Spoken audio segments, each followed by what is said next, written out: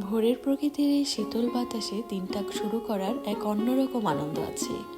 আজ আমি সাফওয়ানকে নিয়ে এসেছি গ্রামে, প্রকৃতির ছোঁয়া দিতে। গ্রামের প্রকৃতি আর এখানকার পরিবেশ সত্যি আমাদের জীবনের সেরা অনুভূতিগুলোর একটি।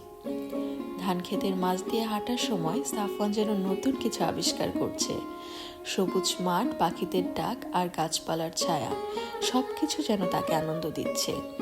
ধান কাটার কাজ দেখে সাফওয়ান খুব মুগ্ধ। ছোট থেকেই যেন সে এমন কাজে আগ্রহী হয়ে উঠছে।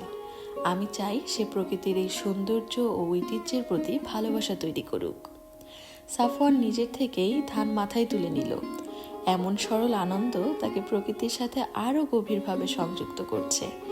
গ্রামের জীবনের এমন অভিজ্ঞতা তার শৈশবের স্মৃতিতে চিরদিন থেকে যাবে। গ্রামের প্রকৃতি, এখানে কাটানোর সময় আর সাফওয়ানের প্রতিটি হাসি, এসব মুহূর্ত যেন জীবনের এক অমূল্য উপহার। এই ছোট ছোট মুহূর্তগুলোই আমাদের জীবনের গল্পগুলো আরও রঙিন করে তোলে। আমি বিশ্বাস করি এমন দিনগুলো আমাদের সবার মনে বিশেষভাবে জায়গা করে নেয়।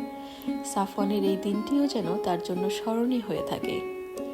প্রকৃতির সঙ্গে আমাদের সম্পর্ক যেন সব সময়ই দৃঢ় থাকে।